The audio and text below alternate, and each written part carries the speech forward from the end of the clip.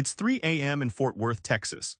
A man barricaded himself inside his apartment, threatening to harm himself and anyone who tries to intervene. The police negotiator arrives, phone in hand, heart pounding. Minutes stretch like hours, every word could tip the balance. How do you find a way in when the door is locked, and so is the man's mind? This moment sets the stage for understanding what it takes to save lives in crisis.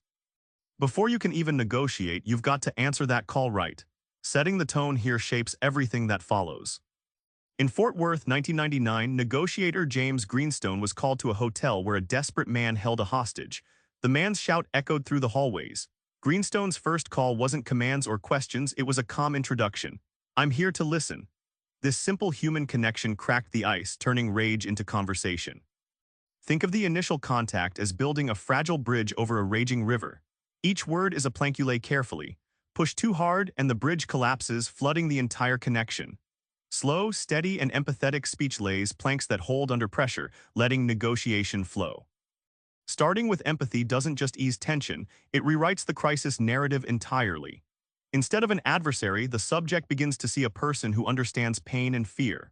That fundamental shift opens windows where demands once slammed shut, setting the stage for eventual surrender. Negotiation isn't just talk. It's mind-reading and mind-shaping, all while the stakes spike. Let's unpack how negotiators stay ahead of the subject's twists and turns. Greenstone highlights how hostage-takers sometimes develop Stockholm Syndrome. Their captives empathize with them against rescue efforts. In one Dallas standoff, a hostage refused to leave, defending the captor fiercely. Understanding this psychological reversal helped police reshape their approach, avoiding direct pressure that backfired. Think of tactical listening like using sonar underwater. You can't see the subject's thoughts, but you detect emotional ripples, lies, truths, and fears beneath their words. Every pause, every inflection is a ping that maps their mental landscape, guiding your next move. Good negotiators don't just follow scripts, they adapt like jazz musicians riffing on a theme. By reading emotions and shifting tactics in real time, they turn suspicion into trust.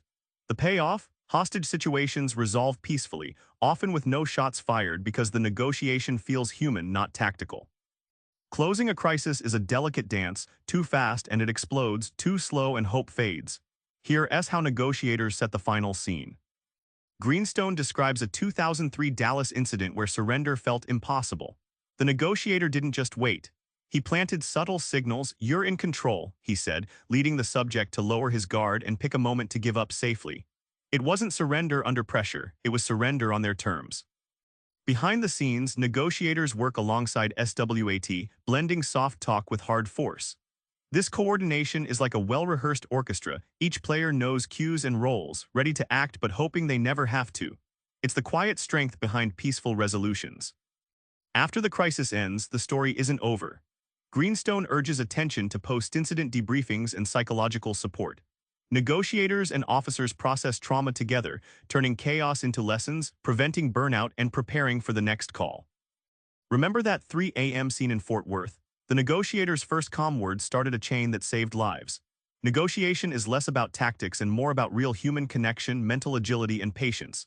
Next time you face a tough conversation, start by listening, truly listening, and watch how doors open. Try it. Ask someone a simple, open question tonight and really hear their answer. Subscribe for more book summaries like this one.